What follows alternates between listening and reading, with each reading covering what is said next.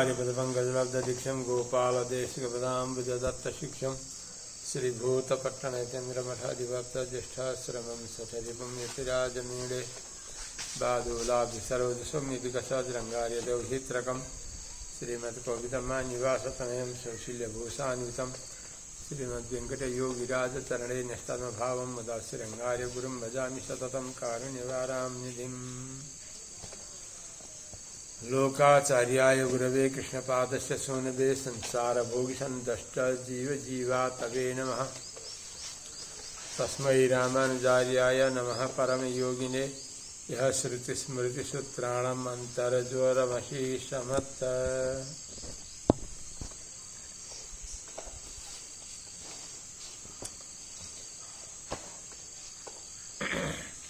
अकारण करुणा वरुणालय श्रेयपति श्रीमन्नारायण भगवान अखिले हे प्रत्यनिक जगदाधार जगत स्वामीन अस्मत् स्वामीन संपूर्ण आलवार आचार्य चरण कमल तथा भक्तजन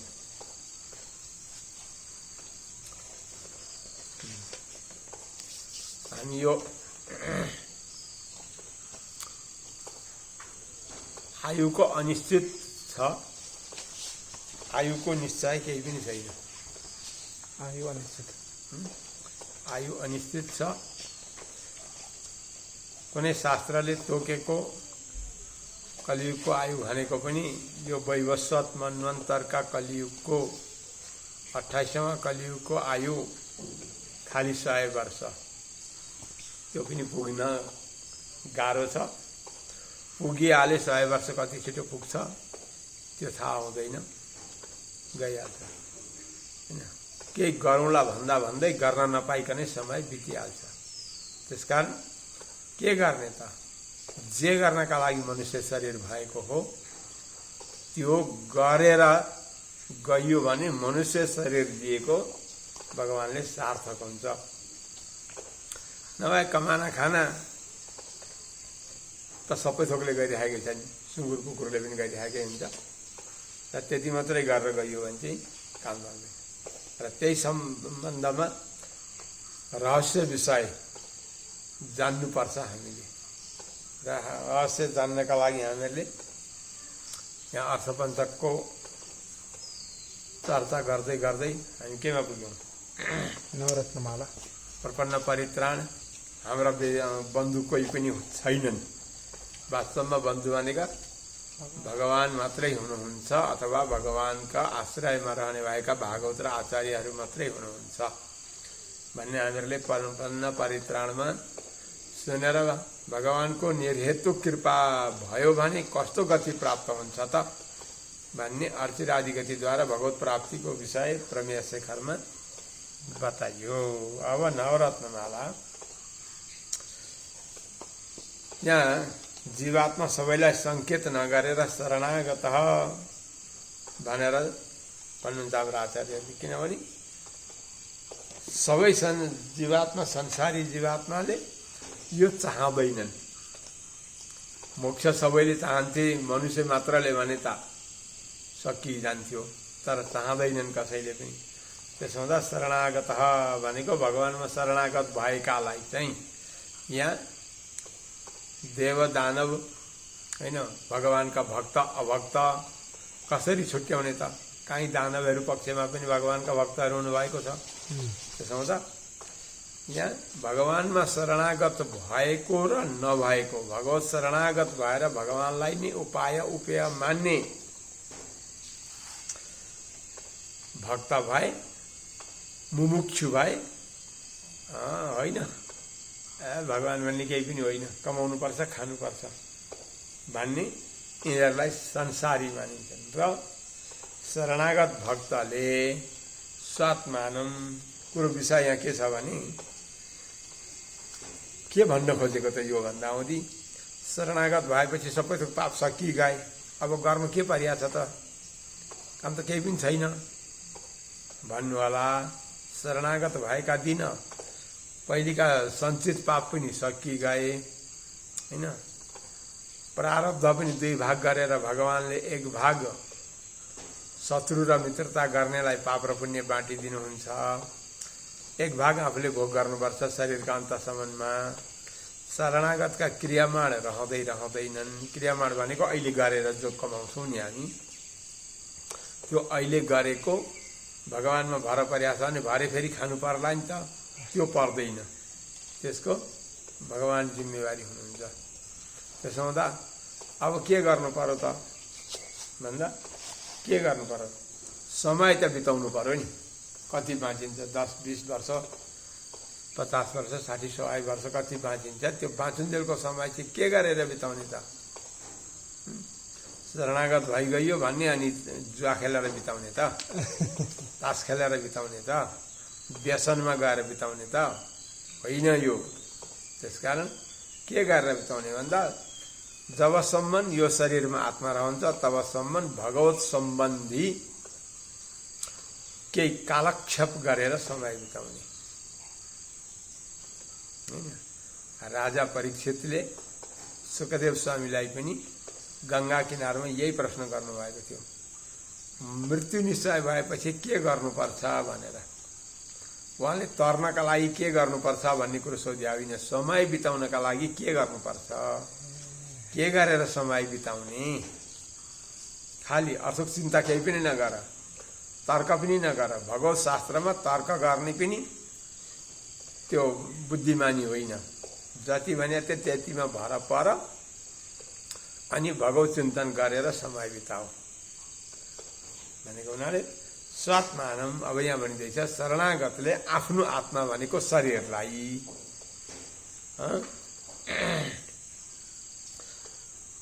आफूलाई स्वात्मानम अथवा आत्मालाई होइन, आफ्नो आत्मालाई स्वविरोधिनम देहम, अनि यो शरीरलाई विरोधी शरीरलाई, यो शरीर पनि भगवत प्राप्तिको विरोधी छ। किन भन्दा हुँदै शास्त्रको अभिमुख हुन यसलाई गाह्रो पर्छ होइन, यो संसारको विषयतिर दौडिरहन्छ। अनि यसका देह प्रयुक्त बन्धुन्, यो शरीरका सम्बन्धी भएका बन्धु बान्धव, हामीहरूले हिजै बतायौँ नि, मावली, ससुराली, भाइ भतिजा इत्यादि बन्धु। अनि संसारी भनेका संसारमा कमाउनुपर्छ, खानुपर्छ, बेसरी जसरी अन्य नियम नीति शास्त्राचार होइन, यो सब केही पनि होइन, केही पनि जान्दैन, शून्य छ त्यसबाट। शास्त्राचारबाट पुरै मूढ, जसलाई मूढ भनिन्छ होइन। म कस्ता कुलमा जन्मिएँ, मेरो संस्कार के हो, मैले गर्नुपर्ने कर्तव्य के हो, केही पनि जान्दैन।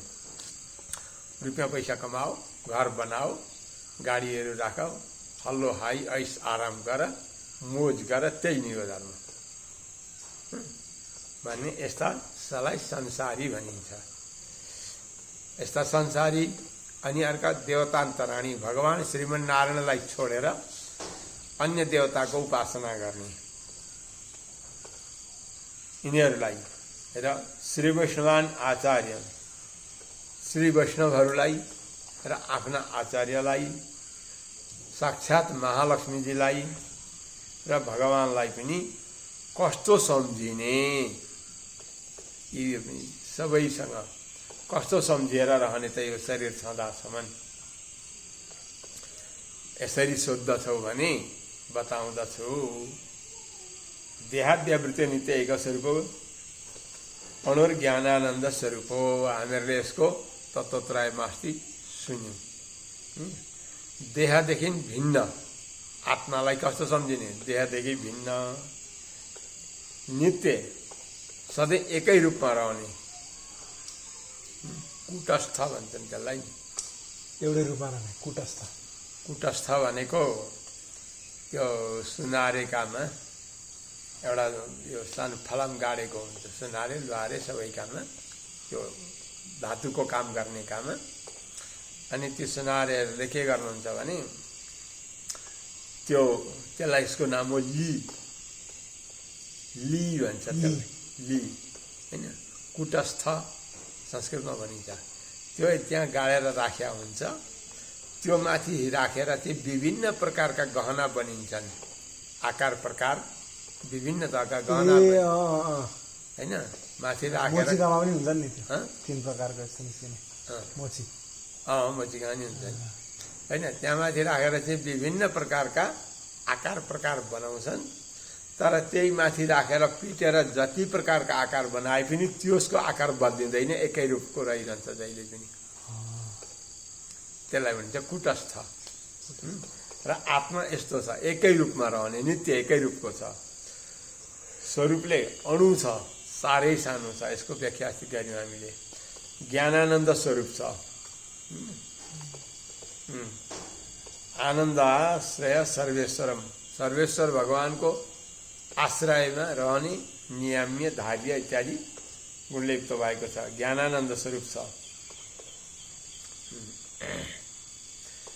अथवा ज्ञानानन्दश्रय, ज्ञानानन्द स्वरूप भगवान जो हुनुहुन्छ, भगवानको शक्ति बिना, भगवानको सङ्कल्प बिना केही पनि सम्झिन, बोल्न, केही गर्न समर्थ छैन आत्मा।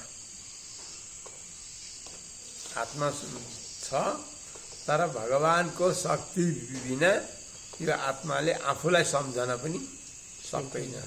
भनेको धर्मभूत ज्ञान जो छ आत्मामा, त्यो पनि भगवानकै सङ्कल्पका अधीनमा छ। जसो कार्य अनधिकृत तत्त्वलक्षित र आफ्ना लागि आफूले गर्न, भगवानको सङ्कल्प बिना, भगवानको इच्छा बिना केही पनि गर्न समर्थ छैन आत्मा, होइन। त्यसकारण कहिले पनि भगवानकै शक्तिले, भगवानकै सङ्कल्पले यो आत्मत्व धर्म स्वरूप रहेको छ। जसरी प्राणका अधीनमा शरीर छ, होइन। प्राण जबसम्म छ तबसम्म शरीरले सबै थोक काम गर्छ। यो शरीरले नि मै हुँ भन्छ। प्राणले छोडिदिएपछि यो शरीर केही पनि हुँदैन, केही पनि हुँदैन। यस्तै भगवानका भनेको आत्माको अन्तर्यामी भगवान हुनुहुन्छ र अनि त्यो भगवानको सङ्कल्प नै आत्माले गर्ने सङ्कल्प हो। भगवानको गर्ने सङ्कल्प, आत्माले मैले गरेँ जे भन्छ त्यो नै भगवानको सङ्कल्प हो। यस्तो चिन्तन गर्नु आफ्नो आत्मालाई। अब शरीरलाई, शरीरलाई कस्तो सम्झिने त यो शरीरलाई? स्वयाथ्यात्म ज्ञान प्रतिबन्धको। हामीहरूले अस्ति के भन्यौँ? यथार्थ याथात्म्य, अयथार्थ यथार्थ याथात्म्य ज्ञान पढ्या। अयथार्थ भनेको विरोधी, यथार्थ भनेको केही मात्रामा, अनि यथात्म भनेको जस्ताको तस्तै सम्पूर्ण। त्यो जस्तो ज्ञान हामीमा हुनुपर्ने हो जीवात्मामा, मनुष्यमा, त्यो ज्ञानको प्रतिबन्धक छ यो शरीर। यथात्म ज्ञानको, भगवानको स्वरूप र जीवात्माको स्वरूप अनि भगवान र जीवात्माका बिचमा जे सम्बन्ध छ, त्यो सम्बन्धको ज्ञान गर्न विरोधी छ यो शरीरले, चाहँदैन। विपरीत ज्ञानजनक, विपरीत ज्ञानलाई उत्पन्न गराउँछ यो शरीरले। म गर्नेवाला हुँ, म स्वतन्त्र हुँ, मैले गरेर खाएँ, विपरीत ज्ञान। अनि चतुर्विंशति तत्त्व समुदायात्मक हो, 24 तत्त्वले युक्त भएको शरीर छ यो। अब तेज वायु पृथ्वी आकाश आदि गरेको पञ्चमहाभूत, पञ्चतन्मात्र, पञ्चज्ञानेन्द्रिय, पञ्चकर्मेन्द्रिय, अनि महतत्व, बुद्धि, अहङ्कार, चित्त यी गरेर 24 तत्त्व छ। नित्य सदा परिणामशील। अनि यो शरीर कस्तो छ त? शरीर एकै रूपमा रहँदैन, आत्मा चाहिँ एकै रूपमा रहन्छ, तर शरीर एकै रूपमा हुँदैन, परिणामशील छ। जन्मिँदा एउटा सानो शिशु जन्मिएको हुन्छ, हेर्दा हेर्दा हेर्दा हेर्दा त्यो शिशु होइन, त्यहाँबाट पौगण्ड हुन्छ, किशोर हुन्छ, यौवन हुन्छ, वृद्ध हुन्छ, जान्छ। नित्य परिणामशील छ यो शरीर, सधैँ बदलिरहन्छ। कदाचित अति ज्ञान अनाश्रय हो।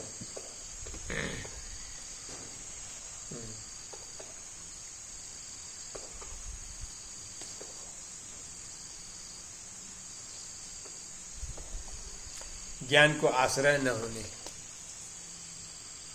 ज्ञानको आश्रय यो शरीरले चाहँदैन। शरीरले यथात्म ज्ञान है ज्ञान भन्नाले हजुर विपरीत ज्ञान संसारका विषय भोगपट्टि खुब रुचि गर्छ तर यथात्म ज्ञान भगवानको स्वरूपपट्टि जाँदैन।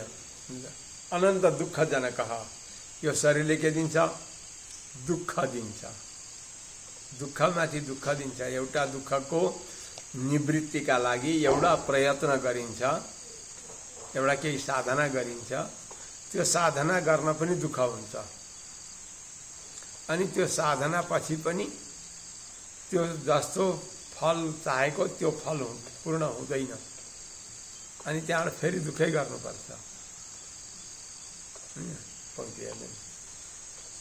दुःखजनक दुःखालयम अशाश्वतम भनेको छ। यहाँ दुःखै दुःख दुःखै दुःख दुःखै दुःख छ नि। यो शरीरमा यहाँ जति पनि वस्तु छन् दुःखजनक छन्। पहिला के हुन्छ एउटा यौवन आएपछि धन सम्पत्ति धेरै भए हुन्थ्यो भन्छ र धन सम्पत्तिका लागि कल्पना गर्छ अनि धन सम्पत्ति भएपछि त्यहाँबाट अनि अब धन सम्पत्ति त भयो अब विवाह गरेर अनुकूल पत्नी प्राप्त गर्न पाए हुन्थ्यो भन्छ। त्यो धन सम्पत्तिका लागि पनि दुःखै गरौँ अनि पत्नी प्राप्त भएपछि त्यहाँबाट पनि दुःख हुन्छ त्यहाँबाट सन्तान भयो सन्तान चाहियो सन्तान भएपछि त्यो सन्तान पनि दुःखैका प्रतीक हुन्छन्। कहिले बिमारी हुन्छ कहिले के हुन्छ कहिले भनेको मान्दैन पाउ पाउमा त्यो दुःख उत्पन्न हुने हुन्। तर दुःख यत्रो भइरहे पनि र पनि तिनीहरूबाट विरक्त हुँदैन। यो छोराले एक लात मार्यो भने पनि आज मार्यो नि भोलि त मार्दैन होला अन्त त्यहाँ विरक्त हुँदैन। जनक शब्दादि विषयसु प्रवेश्य नाशक स्थिति अनि शब्द स्पर्श आदि गरेका यी विषयमा 5 विषयमा प्रवेश गर्दछ र आखिरीमा नाश हुन्छ। यस्तो सम्झनु यो शरीरलाई यो शरीर दुःख दिनेवाला हो दुःख उत्पन्न गर्नेवाला हो। यो शरीरले खोजे जति विषयमा गयो भने सुख चाहिँ पाइँदैन दुःखै मात्रै पाइन्छ। सुख केमा छ भगवान आत्मचिन्तन भगवत चिन्तन। किनभने संसारका वस्तु वास्तवमा हेर्ने हो भने कुनै पनि छैन। आत्मचिन्तनमा पनि सुखै चाहिँ छैन है स्वामीजी। दुःखबाट मुक्त छ तर सुखको छैन छैन होइन दुःखबाट मुक्त छ सुख छैन। भनेपछि आत्मचिन्तनमा सच्चित आनन्दको स्वरूप भेट्नु भनेको भ्रम हो है स्वामीजी। किनभने आनन्दको स्वरूप त भगवान हुनुभयो तर आत्मस्वरूपको अवस्था आनन्द अवस्था होइन। तर त्यो दुःखै मुक्त भएकाले गर्दा आनन्दको अनुभव गरे जस्तो भएको। त्यो कस्तो हो भनेदेखि एउटा भारी बोकेर हिँड्नेलाई के गराउँछन् अरे भने अब गाडीको यात्रा नभएको ठाउँमा धेरै भारी बोकेर हिँड्नेलाई सानो सानो एउटा हुन्छ भारी बोक्ने भरिया त्यसलाई 40 केजीको भारी बोकाइदियो भने अलिक पर पुगेपछि गर्व भयो भन्छ सकिन भन्छ अनि त्यो सकिन अब बोक्न भनेपछि 10 केजी अरू थपिदिन्छन् अनि हिँड्न लाउँछ हिँड्नै पर्छ बोकेर हिँड भन्यो कर लगायो होइन। उहिलेका काला भारीमा त्यसो गर्थ्यो अरे अनि त्यहाँबाट 50 केजी बोकेर अलिक परसम्म हिँड्यो नि दुःखले अनि त्यो 10 केजी झिकिदियो अब अघि गरौँ भएको 40 केजी अब हलु हुन्छ अब हिँड्छ होइन। त्यस्तै मात्रै हो संसारको दुःख छुटेर सुख पाउनु।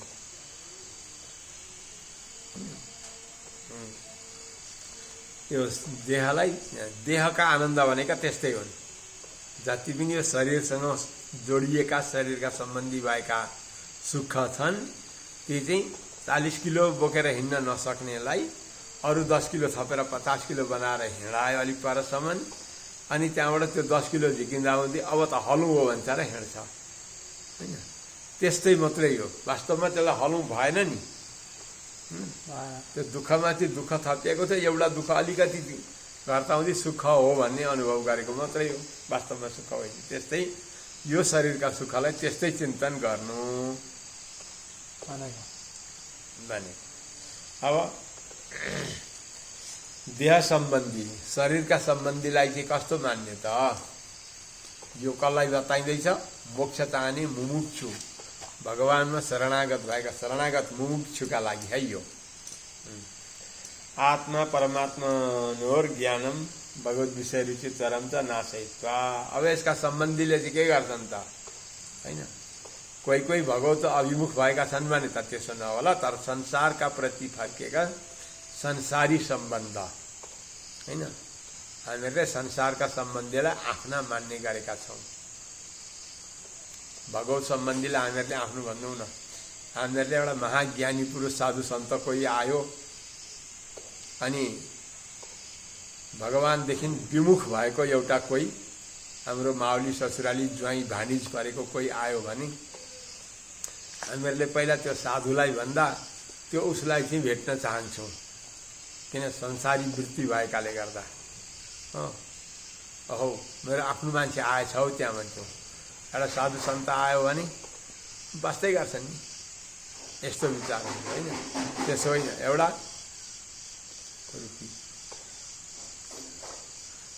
एउटा साधु र एउटा संसारी सँगै आउँदैछन् भने त्यो संसारीलाई वास्ता नगर्ने, त्यो संसारीलाई सम्बन्ध नलगाउने।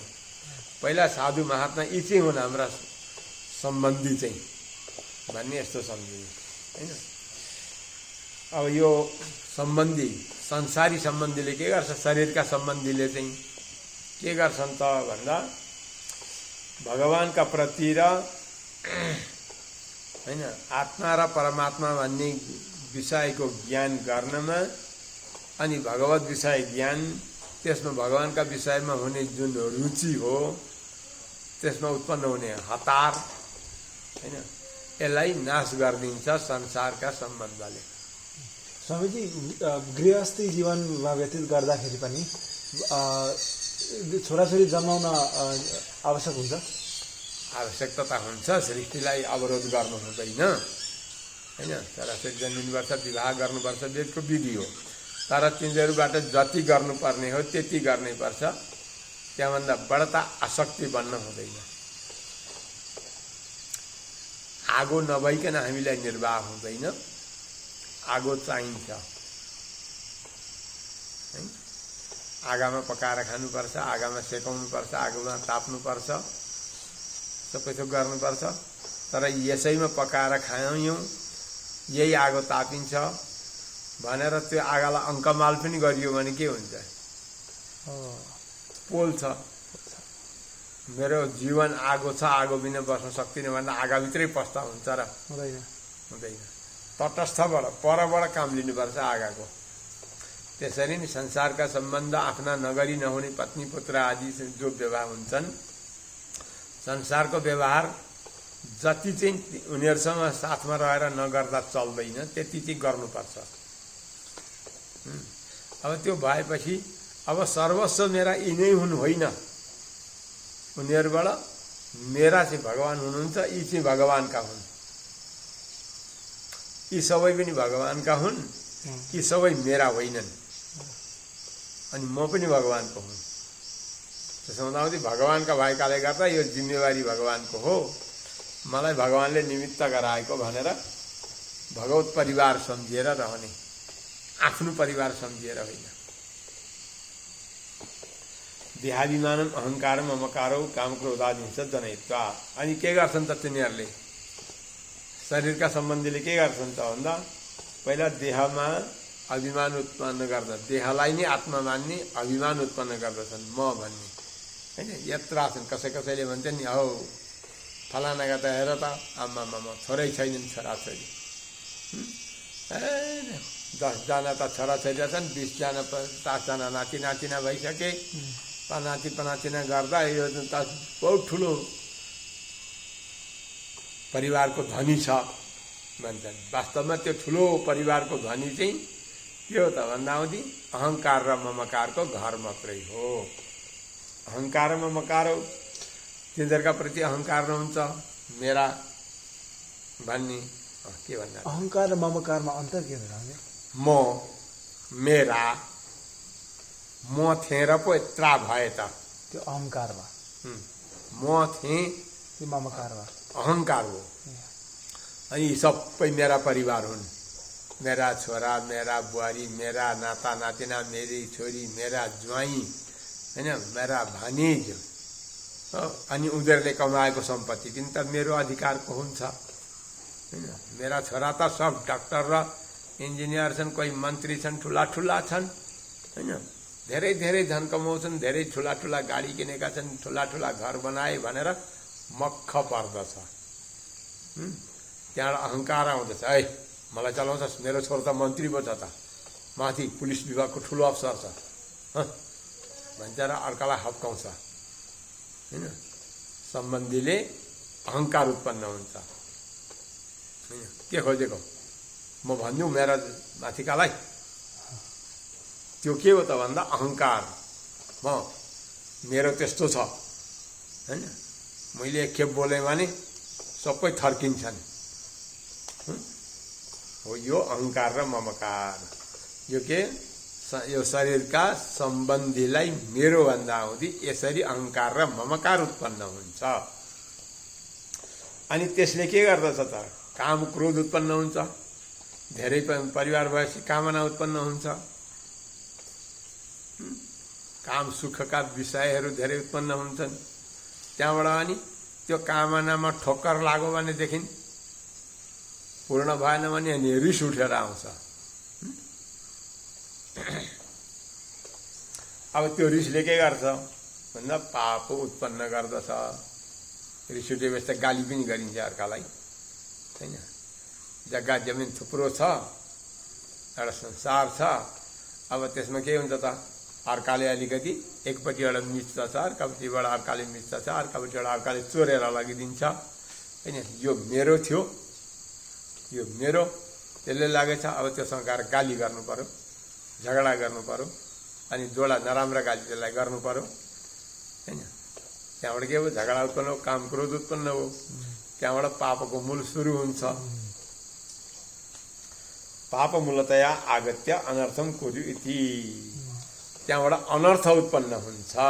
त्यसो हुँदा धेरै ठुलो परिवार भएर धेरै परिवारलाई मेरो भनेर ममतामा रहनु, शरीरका सम्बन्धीलाई यी मेरा हुन् भन्नु, यो सबै के हो त भन्दा पापको उत्पन्न गर्नेवाला हुन्। अनर्थ, अर्थमा अनर्थ गर्नेवाला हुन्। यस्तो सम्झिनु। भगवानपट्टि प्रेम छैन जसको, शास्त्रको आचरणमा श्रद्धा छैन जसलाई, शास्त्रको आचरणलाई त्याग गरेका छन्, त्यस्तासँग सम्पर्क बहुत कम्ती गर्नु। सम्झि जान्दै जान्दैनन् भने, जान्दै जान्दैन, नजान्ने चासो गर्छ भने सिकाउने, यसो होइन त्यसो हो भन्ने। सिकाउँदाउँदै वास्ता गर्दैन भने त्यसलाई छोडिदिने। नजान्नेलाई त सिकाउनु जानेका कुरा, यसो रहेछ है भनेर होइन। सिकाउँदा मान्छ भने त त्यो ठिक छ, त्यसलाई सिकाएर बाटामा ल्याउनु पनि हाम्रो कर्तव्य हो होइन। तर सुन्दैन, मान्छे कहाँ पुगिसके, यस्ता कुरा गर्छस्, कसले गरे भनेर यसरी अर्कालाई, अर्काका टाउकामा नराम्रो कुरो थोप्ने आदत हुन्छ मानिसको। कसरी भन्दा हुँदी, सन्ध्या बन्दन गर्नुपर्छ, कुभक्ष्य खानु हुँदैन, खान्छस् यस्तो द्विजा भएर त्यो जाँड रक्सी खानु हुँदैन, माछा मासु खानु हुँदैन, लसुन प्याज खानु हुँदैन सागसब्जीमा भन्यो भने के गर्छन् त उनीहरूले? फलानु पण्डितले त खाइराखेको छ, त्यो त्यत्रो पढेको पण्डित, त्यत्रो उपदेश दिनेले त गरिराखेको छ, किन उसलाई उसका टाउकामा हाल्नु? उसको जिम्मेवारी होइन, उसको शरीरको पो उसको जिम्मेवारी हो त होइन। यसरी अर्कालाई थोप्ने र अनि शास्त्राचार मन नपराउने यस्तो आदत हुन्छ। त्यस्तासँग होइन यो नराम्रो बाटो है यो भन्ने देखाउनु, देखाउँदा हुँदैन मान्दैन भने त्यसलाई बन्धु हो, मेरो हो भनेर हृदयले नमान्नु। शास्त्रका बाटामा, शास्त्रको आचरणमा आफ्नो क्षमता अनुसार पनि चल्न चाहँदैन, आफ्नो शक्ति भइकन शक्तिले पुगे जति पनि भने त्यसलाई यो मेरो हो भनेर भनियो भने त्यसले गरेको दुराचार आफूलाई आउँछ। हिजोका प्रसङ्गमा आदि होइन, आदि आउँछ होइन। आफ्नो पर्ने छ मावली ससुराली भान्जो ज्वाइँ केही पर्ने छ, तर पिउने पनि पिउँछ, नपिउने पनि पिउँछ, खाने पनि खान्छ, नखाने पनि खान्छ। सन्ध्या बन्धन पनि छैन, केही पनि छैन। कसैले सोद्धा त्यो को हो, आउँछ नि त, त्यो को हो भन्दा मेरो भानिज अथवा मेरो भाइ अथवा मेरो ज्वाइँ अथवा मेरो मावली भनेर यसरी सम्बन्ध लगाइयो भने त्यसको त्यो दुराचारको आधी हिस्सा हामीमा आउँछ। मेरो भन्ने हो नि त, त्यो मेरो भनेपछि मेरोको ममताले त्यसको आधी ल्याउँछ, हाम्रो आधी उसलाई लान्छ। हामीमा राम्रा रहेछन् भने रहन्छ भने जस्तो छ त्यही लान्छ, होइन? परस्परमा साटिन्छ। जो सलाई मेरो भनियो त्यसकामा आफ्ना कर्म बाँटिन्छन्। ऊ चाहिँ नराम्रो छ र उसले चाहिँ हामीलाई यी चाहिँ हाम्रा हुन् भन्यो भने हाम्रो राम्रो उसलाई जान्छ, उसको नराम्रो आउँछ हामीलाई। हामीले त्यसलाई वास्तै गरिदिउन भने किन आउँछ? केही न केही उसकोमा पनि जाँदैन। त्यसलाई नमान्दिने, जो राम्रो छ त्यसलाई मान्दिने नि हामीहरूलाई, होइन? त्यसो हुँदा त्यसले त्यस्तो दुराचारी छ भने त्यो दुराचारीसँग हामीहरूले नजिकको घनिष्ठता प्रेम गर्ने गऱ्यौँ भने न उसले पनि हामीलाई आफ्नो भन्छ। हामीले प्रेम गऱ्यौँ भने उसले पनि त वास्ता गर्दैन। र संसारमा भनेको संसारमा आसक्त भएका शरीरका सम्बन्धीलाई परमार्थको बाटो रोकेर उँधोतिर लगाउने हुन् यिनीहरू भन्ने सम्झिनु र व्यवहार जति नगरी हुँदैन। कहीँ कहीँ व्यवहारमा लोकमा व्यवहार हुन्छ उनीहरूसँग पनि भने आफूले ठिक सीमित व्यवहार गर्नु, होइन? आज खेतालो लगाउनु छ, त्यस्तै व्यक्ति छ, दुराचारी व्यक्ति छ भने दिनभरि काम लगाउनु उसलाई, उसको कामको उचित मूल्य जति दिनुपर्छ दिनु, होइन? मूल्यमा उसले गरेको काममा नहड्किनु, उसलाई दुःख नदिनु, उसको उचित मूल्य दिनु र पठाइदिनु।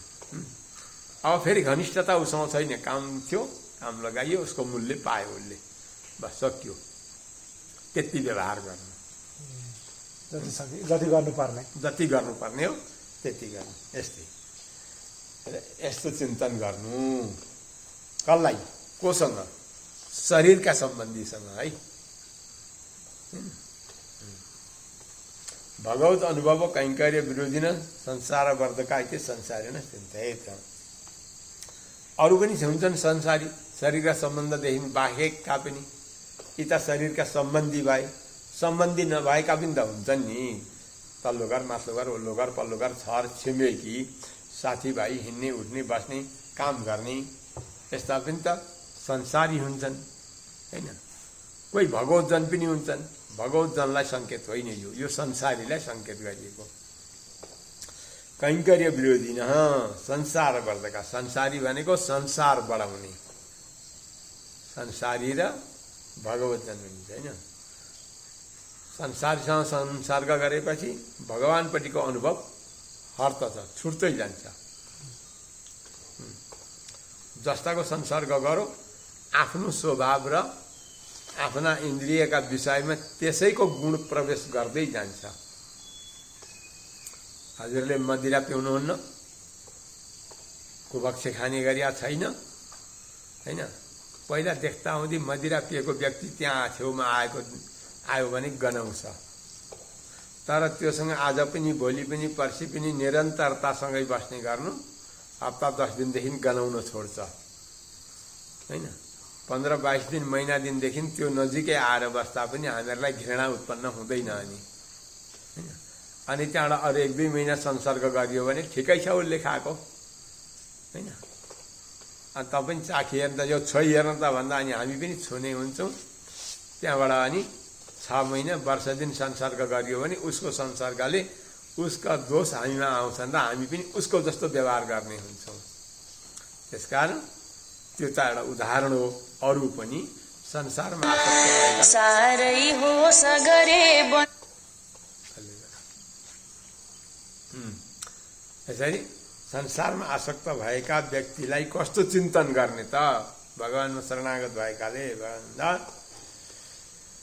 कैंकर्य विरोधी, भगवानको सेवाका विरोधी हुन्, यी संसार बढाउनेवाला मात्रै हुन् भन्ने यस्तो सम्झिनु र उनीहरूसँग सम्पर्क पातलो गरिदिनु।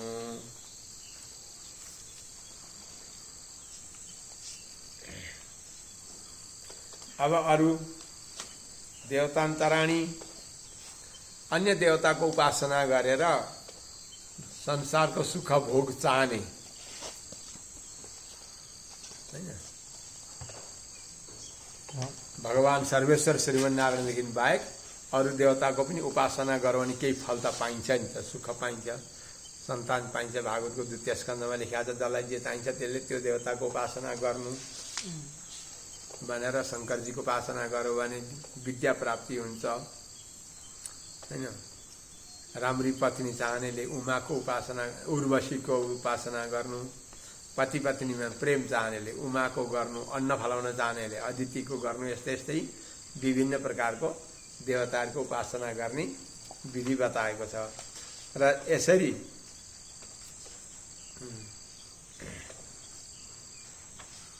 भगवानदेखि भिन्न देवताहरूलाई, सर्वेश्वर श्रीमन्नारायणदेखि अरू देवताहरूलाई कस्तो सम्झिने त भन्दा अज्ञा असक्ता सर्वे ईश्वरात् उत्पन्ना, यी देवताहरू भनेका पनि भगवान जस्तो ज्ञानानन्द स्वरूप होइनन्। यिनीहरू पनि जीवात्मा हुन्, उपासकको हुन्, उपास्य देवता होइनन्। उपास्य भनेको एउटा मात्रै हुन्छ, भगवान सर्वेश्वर श्रीमन्नारायण मात्रै उपास्य हुनुहुन्छ, सबैका देवताहरूका पनि। नभएदेखि यम ब्रह्मा वरुणेन्द्र रुद्र मरुतस्तुन्वन्ति दिव्यैस्तवैर्, यहाँ ब्रह्मा रुद्र इन्द्र वरुण आदि गरेका देवताहरूले पनि भगवान सर्वेश्वर श्रीमन्नारायणको दिव्य स्तुतिले स्तुति गर्दछन् भनिया छ। यम ब्रह्मा वरुणेन्द्र रुद्र मरुतस्तुन्वन्ति दिव्यैस्तवैर्, वेदै साङ्ग पदक्रमोपनिषदैर्गायन्ति यं सामगा। अवस्थित तद्गतेन मनसा पश्यन्ति यं योगिनो न शान्तम न विदुसुरासुरगणा। त्यसकारण जसको स्वरूपलाई चाहिँ सुरासुरगणा भनेका देवता असुर कसैले पनि स्वरूपलाई जान्न सक्दैनन् भनेपछि सर्वेश्वर श्रीमन्नारायण मात्रै सबैका उपास्य हुनुहुन्छ। अरू इतर देवता जति छन् यी सबै जीवात्मा हुन् हैन। उनीहरूले कुनै कुनै ठुलो पुण्य कर्म गरेका थिए र देवताका पदमा गएर उनीहरू रहन पाएका छन् हैन।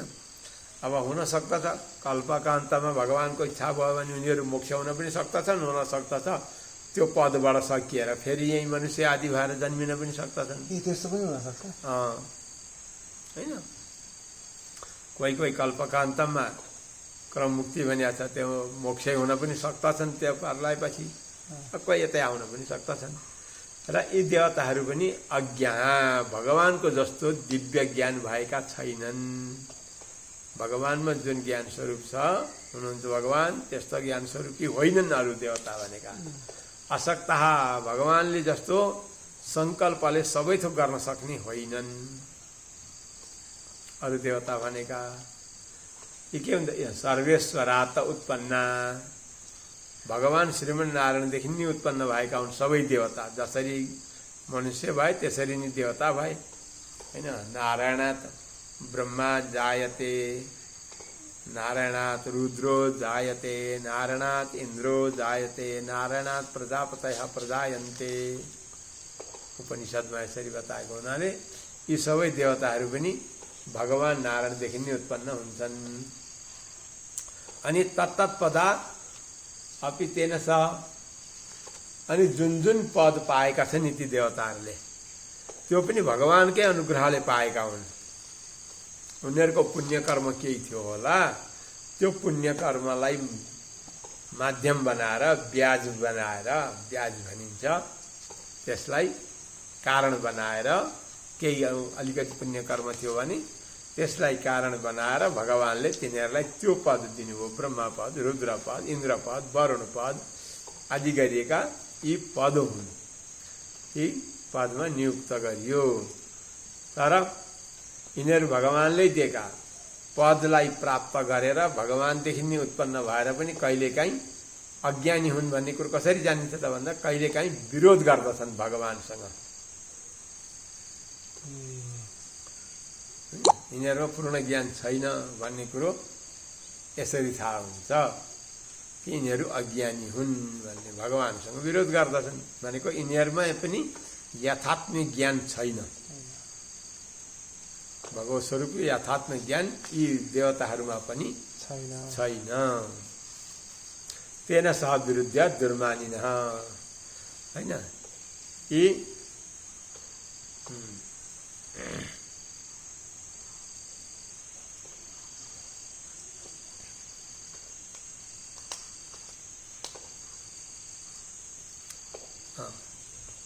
आफ्नो मान खोज्नेवाला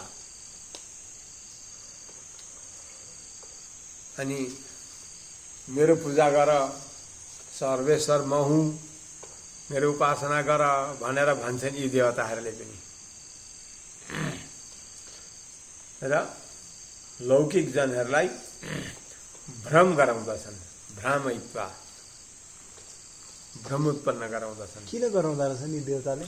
ज्ञान नभएर म सर्वेश्वर हुँ भनेर यहाँ हामी भन्दैनौँ त। त्योभन्दा त म ठुलो हुँ नि, मैले धेरै जानिया छ, त्योभन्दा मेरामा धेरै सम्पत्ति छ, म ठुलो हुँ, त्यसलाई किन मान्न जान्छौ, मलाई मान्न आऊ न भन्दैनौ न, यहाँ मनुष्यले भन्दैनन् त। त्यस्तै हो, त्योभन्दा यहाँका मनुष्यको भन्दा अलिक विशेष ज्ञान विशेष शक्ति छ देवतामा होइन, तर यथात्म्य ज्ञान छैन। भगवानका स्वरूपको यथात्म्य ज्ञान पूर्ण रूपले छैन नभएको हुनाले उनीहरूले पनि मेरो उपासना गर, मै परतत्व हुँ भनेर भन्छन्। अनि जब आपत्ति पर्छ, असुरहरूले कसैले आपत पार्छन्, त्यतिखेर चाहिँ आत्तिएर भगवानलाई नि पुकार्न पुग्छन्। फेरि एउटा कथा सुन्नुभएको छ नि तपाईँले, एउटा वृक्क नाम गरेको असुर थियो, त्यसले दरिद्र भयो, कहाँ जाँदा आउँदै धेरै सम्पत्ति पाइन्छ, यताउता भड्किँदै थियो, नारदजीसँग भेट भयो। छिट्टो प्रसन्न हुने देवता कुन चाहिँ छन्, खुसी हुने भनेर सोध्यो। नारदजीले यसो विचार गर्नुभयो, जसको जस्तो स्वभाव छ त्यसलाई त्यस्तै उपदेश दिनु पर्यो। यो तमगुणी स्वभाव गर्छ, यसलाई सतगुणी उपदेश दिएर काम लाग्दैन भनेर तँलाई छिटो खुसी हुने देवता चाहियो, यसो रुद्रको आराधना गर। नारदजीले भनिदिनु भयो, गएर माथि केदारमा गएर चाहिँ अग्निकुण्ड बनाएर यज्ञ गर्न थालो होइन, आफ्नै शरीरको मासु काट्दै हवन गर्दै गर्न थालो, ओम नमः शिवाय स्वाहा गरेर गर्दै गर्दै 5 दिन 6 दिन भइसक्यो, 7 दिनका दिनसम्म भयो, आउँदैनन् शिवजी त। अब शिरै काटेर बलि दिन्छु भन्दा शिर काट्न आउँदै शङ्करजी फट्ट प्रकट हुनुभयो र यसो गर्नु हुँदैन, नगर भन्नुभयो, हात समाति दिनुभयो। के माग्छस् त भन्दा आउँदै म जसका शिरमा हात राख्छु त्यो मरोस् भनेर मागो। त्यो दुर्बुद्धिले बुद्धि नभएकाले ठुलो औषधि ऐश्वर्य माग्न सक्दैन। मलाई धेरै सम्पत्ति होस् अथवा के होस् भने त हुन्थ्यो भनेर बुद्धि थिएन त्यसको। बुद्धि नभएपछि म जसका शिरमा हात राख्छु त्यो मरोस् भनेर मागो। शङ्करजीले म ठुलो देवता हुँ, यस्तो उपासना गरौँ मेरो, तथास्तु भनिदिइहाल्नुभयो। किन अज्ञा भनेको यसको परिणाम बारे के हुन्छ थाहा भएन शङ्करजीलाई होइन।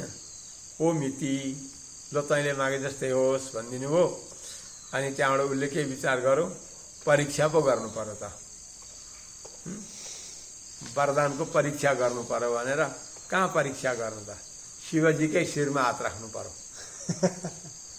भनेर खोइ त भनेर हात लम्काउनु थाल्यो। अब ऐ मलाई कहाँ हो, उसले के विचार गरौँ, यिनको वरदान लाग्दो रहेछ भने मैले यिनका शिरमा हात राख्छु, यी डढेर मर्छन्। यिनकी पत्नी राम्री गौरी सुन्दरी छन्, म गौरी लिएर जान्छु, गौरीपति भएर म बस्छु।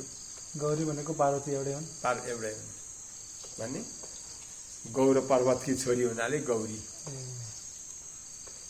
होइन। अनि यस्तो दुर्बुद्धि मनमा सम्झियो र जम्च्यो। अब शङ्करजी आफैले दिएको वरदानले आफै भाग्नु हो। भागवतको 10औं स्कन्धको टुप्पामा छ कथा। भाग्दा भाग्दा भाग्दा आपत परो जहाँ गए पनि त्यसले खेलिरहन्छ, त्यसले शिर राखे मरिजाइन्छ, शिरमा हात राखे मरिजाइन्छ। अनि भगवान् सर्वेश्वर श्रीमन नारायण जो सन्यासहरूका साक्षात गति हुनुहुन्थ्यो, उहाँले थाहा पाउनुभयो शङ्करजीलाई ठुलो आपत्ति आइलाग्यो है भनेर। अनि उहाँले आउनुभयो र शङ्करजी अगाडि भाग्दै हुन्थ्यो। त्यो असुरलाई महात्माजी एकछिन बस्नुहोस् एकछिन, होइन, दुर्जनलाई पहिला वन्दना गर्नुपर्छ सज्जनलाई भन्दा। किन? ऊ त दुर्जन हो नि त, सज्जन त सज्जन छँदैछ नि, होइन। एकछिन यहाँ बस्नुहोस्, किन यस्तो कुद्या? उसले कथा सुनायो आफ्नो। शङ्करजीको वरदान लाग्दैन भनिदिनु भयो भगवान्ले। एकछिन गएर किन कहाँ लाग्छ त? उहिले दक्ष प्रजापतिले श्राप दिएको तँलाई थाहा छैन? वरदान पनि लाग्दैन, श्राप पनि लाग्दैन, शङ्करजीको केही पनि लाग्दैन। अब ल मैले भने कुरा पत्याउँदैनस् भने तैँले आफ्नै शिरमा हात राखेर हेरौँ त। आफ्नै शिरमा हात राख्छ, परीक्षा भइहाल्छ त। किन शिवजीको शिर चाहियो भन्दा हुँदै हो त नि, परीक्षा मात्रै गर्नु त आफ्नै शिरमा राख्दा नि त हुन्छ नि भनेर राखेको थियो, व्रत लाग्थ्यो नि त। देवताको वरदान हो। आफै आगो उठेर डढेर मरौँ र शङ्करजीकामा त्यति बुद्धि पनि थिएन, भगवान्कामा त्यति बुद्धि रहेछ, होइन। उसले त्यसकारण दुष्टले ठुलो ऐश्वर्य कमाएर पनि सदुपयोग गर्न सक्दैन। यसरी यस्तै यस्तै भगवान्ले दिएका पदमा रहन्छन्। काहीँ कोही बेला यी देवताहरू मै सर्वेश्वर हुँ, मै ठुलो हुँ भन्छन् र त्यसको भक्तबाट बलि आदि पनि खाँदछन्, होइन। भक्तले दिएको पूजा स्वीकार गर्दछन्, तर आपत्ति पर्दा हुँदी आफ्नो रक्षा आफै गर्न सक्दैनन् देवता कसैले पनि। जस्तै ब्रह्माजीलाई मधुकैटवले आपत पारे, शङ्करजीलाई वृकासुरले आपत पारो। यस्तै यस्तै विभिन्न देवताहरू आफ्नो रक्षा गर्न आफू समर्थ छैनन् भगवानको शक्ति बिना, र भगवानका इच्छाले भगवानले मात्रै यिनीहरूको रक्षा गर्नुहुन्छ। र यी देवताहरू भगवानले दिएको पद पाएर पनि कहिलेकाहीँ भगवानसँगै द्रोह गर्ने हुनाले र आफ्नो रक्षा आफै गर्न नसक्ने हुनाले यी देवताहरू उपास्य होइनन् भन्ने यस्तो चिन्तन गर्नु मनुष्यलाई भ्रम मात्रै फैलाउँदछन्। भ्रम फैलाएर अनि त्यहाँबाट के गर्दछन् त? अहिले पनि त छन् यहाँ मान्छेले कतिवटा मेला लगाउँछन् देवताहरूका नाममा, देवी देवता भूत भैरवहरूका नाममा मेला लगाउँछन्। मान्छे होरिएर जान्छन्, के नै हो भनेर कोही बाटैमा मर्छन्, कोही के हुन्छन्। अहिले पो कोरोनाले बन्द भयो त, नभए बैजनाथ धाम यतिखेर कति जान्थे, कोही गाडीमा बाटैमा लड्थे, आखिरीमा जान्छन्, उहाँ पुगेर कति हिँड्छन्, खर्च गर्छन्। त्यो जहाँ मन्दिर हो त्यहाँ चाहिँ कोही मात्रै पुग्छन्, कोही बाटो त्यहाँ पुग्न नसकेर बिचैबाट फर्केर आउँछन्, कोही गाडीबाटै लड्छन्, कोही के हुन्छन्, होइन। यस्ता विभिन्न दुःख मात्रै दिन्छन् भगवानदेखि बाहेक अर्काको उपासना गरेर। भगवानदेखि बाहेक अर्काको उपासना गर्नाले दुःख मात्रै पाइन्छ, सुख पाइँदैन। यस्तो चिन्तन गर्नु भगवानदेखि अन्य देवतालाई यी भगवानकै विभूति हुन् भनेर हामीहरूले आदर गर्ने हो, उपासना गर्ने होइन। भगवानका विभूति हुन्, भगवानले दिएका पदमा रहेका छन्, अनि भगवानको आज्ञा पालना गरेर आफ्नो आफ्नो कर्तव्य गरेका छन् भन्ने सम्झनु पर्दछ। ल कतिवटा भए आत्मा भो, शरीर भो, शरीरका सम्बन्धी भए, अनि त्यहाँबाट देवता भए। अब अरू कतिवटा थियो? श्री वैष्णवान। अब भगवत भक्त वैष्णवहरू, भगवानका अभिमुख भएका, शरणागत भएका। काफु 6वां सूत्र भगवत ज्ञानस्य तर विषय भगवत भक्तेश्च तर विषय वैराग्यस्य भगवत भक्तेश्च वर्धका शेषण सहायभूता प्राप्त्यस्य सीमा भूमायास्तेति श्री वैष्णवं चिन्तयेत्।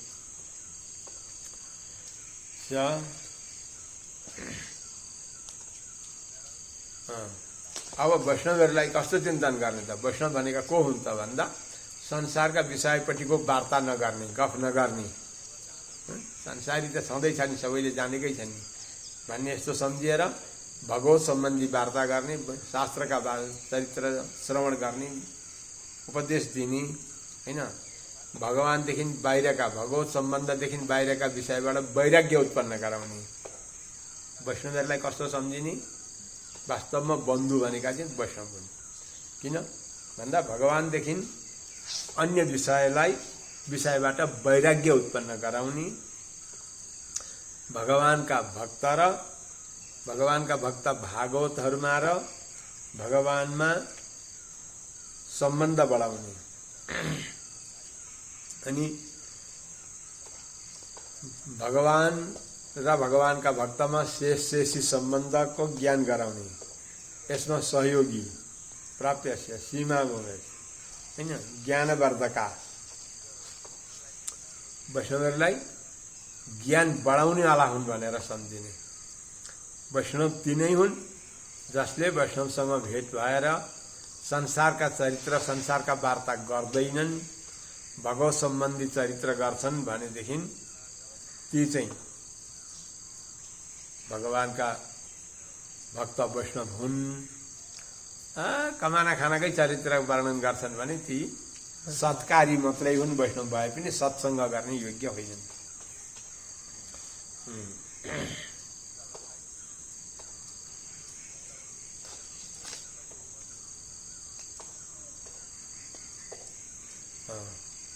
भागवत कैंकर्य पर्यन्तको भगवत कैंकर्यलाई बढाउने, प्राप्यस्य सीमा भूमे, प्राप्य भगवान हुनुहुन्छ भनेर भगवानको स्वरूप बताउने, यस्तो सम्झिनु श्री वैष्णवहरूलाई। वैष्णवहरूले के गर्दछन् त भन्दामध्ये ज्ञान गुरुले दिन्छन् भने ज्ञान बढाउने वैष्णवहरू हुन्छन्। गुरुले त दिने मात्रै हो, दिएर मात्रै हुँदैन नि, बढाउनु पर्छ नि। एउटा बिरुवा ल्याएर रोपिन्छ, रोप्दै हुँदै फल्छ र यसलाई मल लगाउनु पर्यो, पानी लगाउनु पर्यो, गोड्नु पर्यो, होइन? अनि किरा लाग्यो भने किरो चुड्नु पर्यो। त्यस्तै वैष्णवहरू भनेका चाहिँ त्यो गोड्ने हुन्, बिरुवा रोप्ने गुरु हुन्। गुरुले संस्कार गराएर दीक्षा दिन्छन्, बस भयो। अब गुरुका प्रति कस्तो व्यवहार गर्नुपर्छ, गुरुसँग कस्तो व्यवहार गर्ने, भगवान भनेको के हो, यो सबै ज्ञान चाहिँ गुरुबाट होइन अरू भागवतहरूबाट सिक्नुपर्दछ। र अरू भागवतहरू जो हुन्छन् वैष्णवहरू, उनीहरूले चाहिँ यो ज्ञान दिँदछन्। सत्सङ्गत गरेर मात्रै जानिन्छ। वैष्णवहरूलाई यस्तो सम्झिने, होइन? वैष्णव छन् भने आफ्ना शरीरका सम्बन्धी हुन् कि सम्बन्धी नहुन्, वास्तवमा हित गर्ने चाहिँ भगवानका भक्त भागवतहरू हुन्। व्यसनमा जानु हुँदैन है, कुकर्म गर्न जानु हुँदैन, कुभक्ष्य खान जानु हुँदैन। कुकर्म गर्न जानु छ भने एकछिन पर्खेर मात्रै जानु, गर्नु नपरोस्, यस्तो चिन्तन गर्नु। साक्षात् मेरो उद्धार गर्ने, मेरा उद्धारक बन्धु हुन् भनेर भगवानका भक्त भागवतहरूलाई सम्झिनु। र स्वकटाक्षेण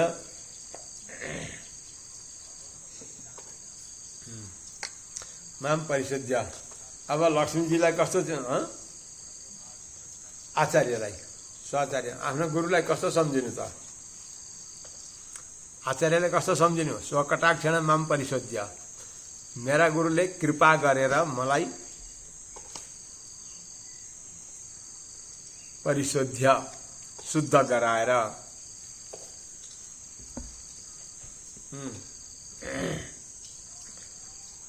गुरुको कृपा भएर म जस्तो अज्ञानी दुराचारीलाई पनि कृपा गरेर सर्वेश्वर श्रीमन्नारायण भगवानले स्वीकार गर्ने योग्य बनाइदिनु भयो। र तत्चरणै हो भगवान सर्वेश्वर श्रीमन्नारायण भगवानका चरणारविन्द बिन्दमा शरणागत गराइदिनु भयो। यो कत्रो उपकार हो त भन्दा लोहालाई सुन बनाउनु जस्तो अरे। जीवात्मालाई शरणागत गराउनु, पञ्च संस्कार गराएर दीक्षा दिएर भगवत शरणागत गराउनु भनेको फलामलाई सुन बनाउनु हो। फलामलाई सुन केले बनाउँछ? पारसमणि नाम गरेको एउटा मणि हुन्छ। पारसमणि नाम गरेको एउटा मणि हुन्छ जो हामी कथामा सीमित छौँ, भेटेका छैनौँ, देखेका छैन। त्यो मणिले फलाम छोएपछि फलाम सुन हुन्छ। अब जहाँसुकै फ्याँके पनि त्यो फेरि फलाम हुँदैन, सुनै हुन्छ सधैँका लागि। त्यस्तै गुरु भनेका पारसमणि हुनुहुन्छ, हामी भनेका लोहा हौँ। आचार्य भनेका पारसमणि हुनुभयो, हामी भनेका लोहा हौँ। लोहा जस्ता तुच्छ वस्तुलाई सुन बनाइदिनु भयो दीक्षा दिएर शरणागत गराएर, हैन?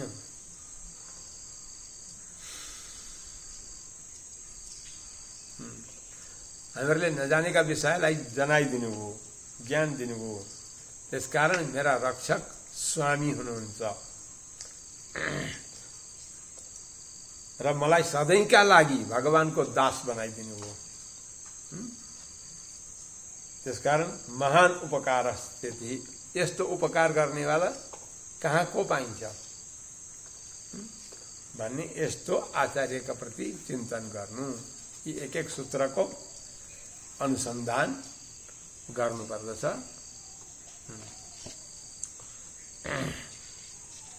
सधैँभरि दास स्वीकार गर्ने हैन। नजिकमा रहेर सबैभन्दा ठुलो हाम्रो पाप समाप्त भएको रहेछ र हाम्रो पुण्य धेरै उदय भएको रहेछ भने पाप र पुण्यका पल्लामा तराजु हुन्छ नि, जान्नुहुन्छ नि तराजु भनेको पल्ला हैन। त्यसमा पाप र पुण्य दुईटा हुन्छन्। जब भगवानका निर्हेतु कृपाले पुण्यपट्टि गरौँ हुन थाल्छ, पापपट्टि हलौँ हुन थाल्छ, अनि बल्ल भगवानको शरणागत हुन पाइन्छ, हैन। अनि त्यहाँबाट पनि त्यो पापपट्टिको पल्ला चाहिँ हल्कै बसिरह्यो र भगवानको निर्हेतु कृपाले पुण्यपट्टिको पल्ला चाहिँ तल बस्यो भनेदेखि चाहिँ हामीहरूले आचार्यको सान्निध्य प्राप्त गर्दछौँ। आचार्यका सान्निध्यमा रहेर सत्सङ्गत गर्ने, सेवा गर्ने, हैन, नजिकमा रहने अवसर पाउँदछौँ। होइन, जब हामी आचार्यबाट टाढा रहन थाल्यौँ, टाढियौँ, नजिकमा पुग्न सक्यौँ न भने हो हाम्रो अब पुण्यपट्टिको पल्ला हल्का हुन थालेछ, पापपट्टिको पल्ला गरौँ हुन थालेछ भनेर जान्नु पर्यो। अस्तिको पाप काटिँदैछ भन्न पनि बुझिन्छ स्वामीजी? त्यही हो। अस्ति गरेका कति थिए, अहिले गरेको के छ? अस्तिको पाप आचार्यबाट टाढा भयो भने चाहेर पनि आचार्य सेवा गर्न पाइँदैन, आचार्यका सन्निधिमा बस्न अनुकूल पर्दैन, चाहेर पनि व्यवहारले। यी हामीलाई नि पर्या छैन, अनुकूल पर्या छैन, चाहना छ तर व्यवहारले साथ दिएन भने हाम्रा पाप थिए धेरै, अझै छन् पाप, होइन, सकिया छैन, त्यसकारण टाढिएको छ। यस्तो चिन्तन गर्ने। पाप सकिँदै सकिँदै गएपछि आफै आचार्यका महाभागवतहरूका नजिकमा रहन इच्छा हुन्छ, इच्छा जागृति हुन्छ, अनि त्यो इच्छालाई व्यवहारले पनि साथ दिन्छ, नभए इच्छै हुँदैन। हेर्नुहोस्, गाईको थुन, त्यो दुहुने ठाउँ जान्नुहुन्छ नि, होइन, त्यो थुनाबाट दुध आउँछ, मिठो दुध, त्यसैबाट दही बन्छ, घिउ बन्छ, छुर्पी बन्छ, विभिन्न पदार्थ बन्छन् त्यही दुधबाट। तर त्यही दुध आउने ठाउँको छेउमा बसेको किर्नु हुन्छ, त्यो किर्नाले दुधको स्वाद थाहा पाउँदैन, उसले त्यही खुनै मात्रै खान्छ, होइन, दुध आउने ठाउँका छेउैमा हुन्छ तर दुध थाहा पाउँदैन। कोही कोही संसारी यस्ता हुन्छन् नजिकैमा महाभागवत ज्ञानी पुरुषहरू हुन्छन् हैन, अमृत रस वर्षिनी हुन्छन्, तर पनि त्यो किर्नु जस्तो भएर पापले ढाकियो भनेदेखि दोष मात्रै खोजिन्छ। त्यो दुध आउने ठाउँबाट दुध नखाएर खुन मात्रै खाने बनिन्छ। के त्यस्तै त हो नि ती साधुहरू, के हुन्छ र त्यहाँ भन्ने वास्ता गर्दैनन् र उनीहरू ठगिएका हुन्छन्। कस्ता चाहिँ भन्दा पाप धेरै भएका व्यक्तिहरू, गाईका थुनको किर्नु जस्तो हुन्छ। त्यति कुरा हुँदैन। र यसरी आचार्यले यसो चिन्तन गर्नु। अब महालक्ष्मीलाई, अब लक्ष्मीजीको चिन्तन गर्दा कस्तो गर्ने त हैन, कोसँग कस्तो व्यवहार गर्ने भन्ने कुरो यो व्यवहार सिकाएको है। यो शरीरमा रहँदासम्म कोसँग कस्तो व्यवहार गर्ने भन्ने वस्तु सिकाइँदैछ। शरीरभरि गर्नुपर्ने के हो त भन्ने कुरो सिकाइँदैछ। अस्मत् यो अघिदेखि नै त्यही प्रकरण चलेर आएको है। अघि नै बताइयो नि, जीवनमा के गरेर बिताउने, कस्तो चिन्तन गरेर बिताउने, यो चिन्तन गर्दै आउनु। अस्मत् अपराधिनीश्वर स्वातन्त्र्यम च नाशयित्वा, हाम्रा अपराध छन्, हामीहरूले गरेका अनन्तकालदेखिका अपराधलाई नाश गरेर म स्वतन्त्र हुँ भन्नेपनालाई नाश गरेर भगवानको परतन्त्रता अथवा ईश्वरको स्वतन्त्रता र जीवको परतन्त्रता दर्शाउने, अनि अज्ञानले गर्दा भगवानदेखि विमुख भएका हुने जीवात्मा भनेर जीवात्मालाई ज्ञानको उपदेश दिएर वात्सल्य आदि गरिएका गुणले तिनीहरूलाई कृपा गरेर भगवानका सन्निधिमा पुर्याउनुहुन्छ लक्ष्मीजीले।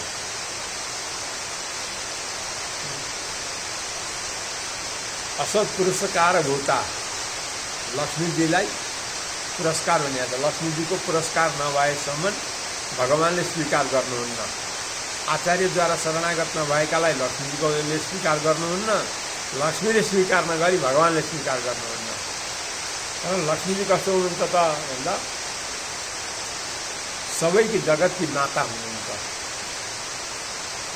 लक्ष्मीजी। अनि काकाक्षी न्यायले भगवानलाई र जीवात्मालाई पनि बस्म गर्नुहुन्छ। काकाक्षी न्याय भने काकाक्षी, अक्षी भनेको आँखो, कागले हेरे जस्तो गरेर याद गर्नु आउँछ। कागले कसरी हेर्छ, उता हेरेर जस्तो गर्छ त यता हेरेर, उता हेर्दा यताको आँखो चिम्लिन्छ, यता हेर्दा यताको आँखो चिम्लिन्छ होइन।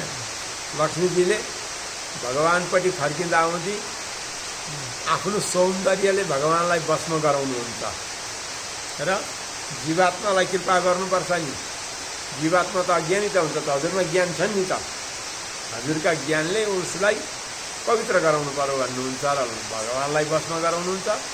यता जीवात्मालाई भगवान सर्वेश्वर स्वतन्त्र हुनुहुन्छ, तिमीहरू त भगवानका दास हो, भगवानका शरणमा गएपछि भगवानले रक्षा गर्नुहुन्छ।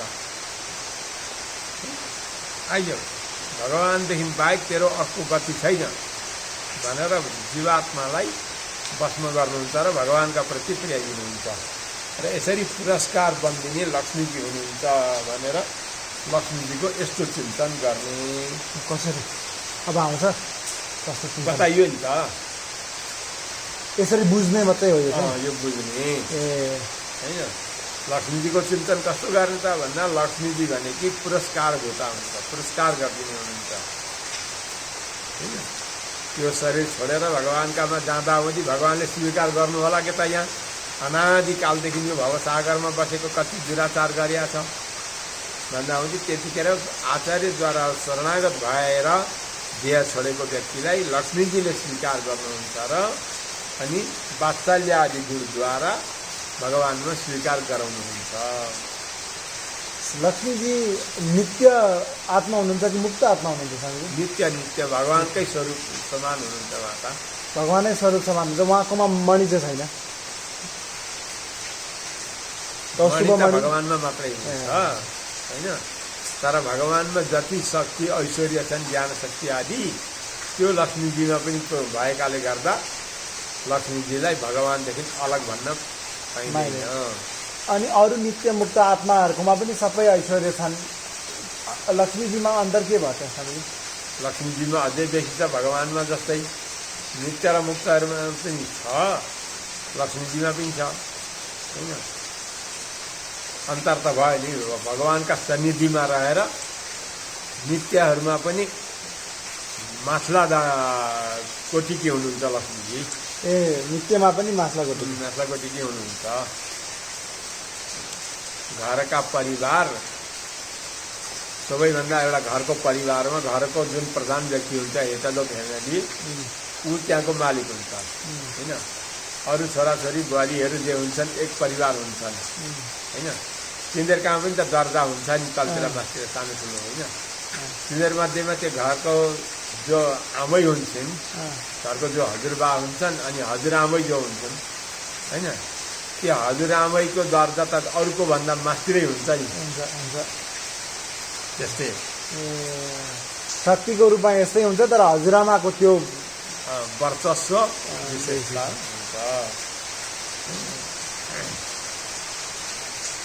अरूले ऐश्वर्य भएर पनि यसरी पुरस्कार भएर जीवात्मालाई भगवानलाई पनि बस्न गर्ने गुण हुनु पर्यो नि। अरूमा भगवानलाई बस्न गर्ने गुण नहोला, तर लक्ष्मीजीमा भगवानलाई पनि बस्न गर्ने गुण छन्।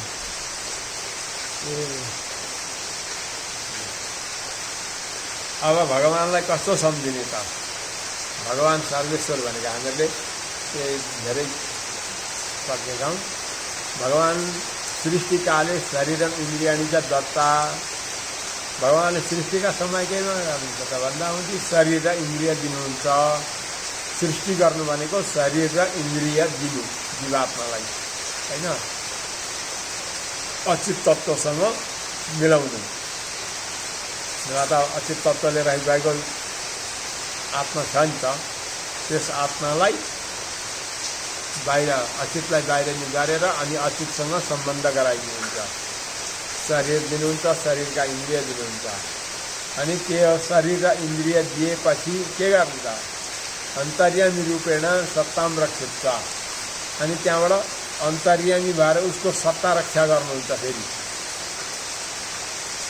अन्तर्यामी भएर सत्ताको रक्षा त गरि नै रहनुहुन्छ होइन। अद्वेष अभिमुख्य, अद्वेष र अभिमुख्य सत्सङ्गति प्रवृत्ति स्मरण उत्पादिकता। अनि भगवानले शरीर र इन्द्रिय दिएपछि जब भगवानको निर्हेतु कृपा हुन्छ जीवात्मालाई, अनि के हुन्छ त भन्दा अद्वेष र आभिमुख्य हुन्छ। अद्वेष र आभिमुख्य भनेको भगवान र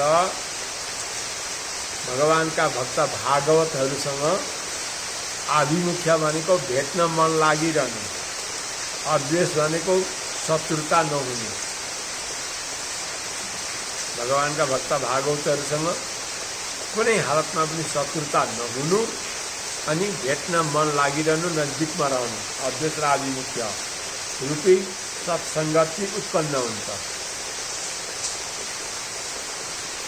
भगवानको निर्हेतु कृपाले शरीर र इन्द्रिय पाएपछि। अनि आत्मगुणानुत्पादित, यी चाहिँ के हुन्छ भन्दा आत्माका गुण हुन्। आफ्ना गुण के हुन्छ भन्दा भगवानका भक्त भागवतका गुण के हुन्? अद्वेष र आभिमुख्य। भगवानका भक्तहरूसँग द्वेष नगर्नु अनि नजिकमा रहनु। यो गुण उत्पन्न गराउनुहुन्छ भगवानले पहिला। त्यहाँबाट सदाचार्य न सङ्गमय अथवा सदाचार्य वर्तयता। अनि त्यहाँबाट भगवानको निर्हेतु कृपा भएपछि त्यो व्यक्ति अनि सदाचार्यका शरणमा जान्छ।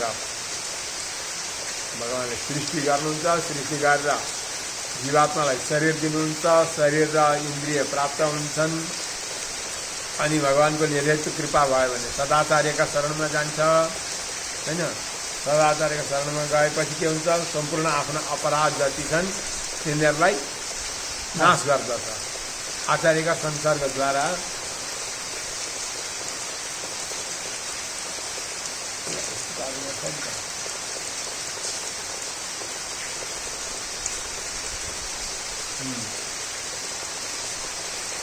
त्यहाँबाट संसार सम्बन्धम निवर्त्य आचार्य शरणमा गएर शरणागत भएर अनि आचार्यका प्रति अभ्यास र आभिमुख्य बढेपछि के हुन्छ त भन्दा हुँदै संसारका सम्बन्ध आफै नाश हुन्छन्। बत्तीमा तेल सकिएपछि आफै निप्छ। संसारका वस्तुको सेवन नगरेपछि त्यो आफै नाश हुन्छन्। र त्यहाँबाट अर्चिरादि मार्गबाट अर्चिरादिको बारेमा हिजो हामीले परमेश्वरमा बतायौँ। अर्चिरादि मार्गबाट अनि परमपदमा पुग्दछ र परमपदमा पुगेर भगवान्का गुणको अनुभव गर्दछ होइन। कहिलेसम्म रहन्छ त त्यो परमपदमा पुगेर भगवान्का साथमा भगवान्को गुणको अनुभव गरेर यो आत्मा कहिलेसम्म रहन्छ त? यावत आत्मभावी जहिलेसम्म त्यो आत्मा रहन्छ, जहिलेसम्म भगवान् रहनुहुन्छ तहिलेसम्म रहन्छ। त्यो नित्यवा जहिले त्यो सधैँका लागि हो, त्यसको सीमा छैन। नित्य कैङ्कर्य स्वीकर्ता। अनि भगवान्ले पनि के गर्नुहुन्छ, यो त मेरो वस्तु हो भनेर अभिमत गरेर आफ्नो नित्य सेवामा कुन सेवामा लगाउन योग्य ठान्नुहुन्छ भगवान्ले, त्यो सेवामा त्यो जीवात्मालाई लगाइदिनुहुन्छ। यस्ता प्रकारको भगवान्ले यसो गर्नुहुन्छ भन्ने भगवान्लाई चिन्तन गर्नु, सर्वेश्वरलाई यस्तो सम्झिनु। शरीर हाम्रा कर्मले हाम्रा प्रयत्नले प्राप्त गरेको होइन। भगवान्ले सदाचार्यका शरणमा जाओस्, त्यहाँबाट नि शिक्षा प्राप्त गरोस्, अभ्यास आभिमुख्य बढाओस्, अनि यो परमपदमा आओस् भन्नका लागि यो शरीर र इन्द्रिय भगवान्ले प्रदान गर्नुभएको हो होइन। यो शरीर प्रदान गर्न अरू कुनै पुण्य कर्मले पनि सक्दैनथे, लक्ष्मीजीले पनि सक्नुहुन्न थियो, नित्य र मुक्त जीवात्माहरूले पनि सक्दैनथे। यो चाहिँ सर्वेश्वर श्रीमन्नारायण परमात्माले मात्रै सक्नुहुन्छ।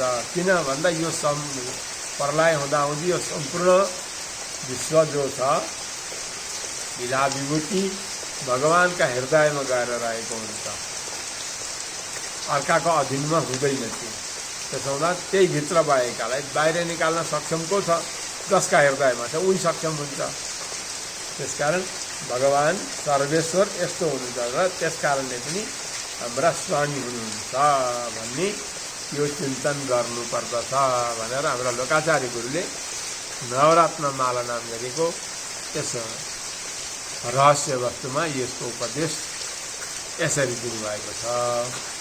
र अब अगाडि हाम्रा निगमन पढी छन्। निगमन पढी भनेका चाहिँ यसरी लाइभ गरेर सुन्ने होइनन्। यी चाहिँ मन्त्रका अर्थ हुन्। र अब हामीहरूले भोलिदेखि समय अनुकूल रह्यो भने कति दिनसम्म हुन्छ हामीहरूले एकछिन भागवतका चर्चा गर्न सक्छौँ। र आज यतिमै विश्राम। आज समय अलिक लामो पनि भयो होला। जय श्रीमन्नारायण। लोकाचार्याय गुरवे कृष्णपाद शूनवे संसार भोग संदष्ट जीव शिवा तवे नमः।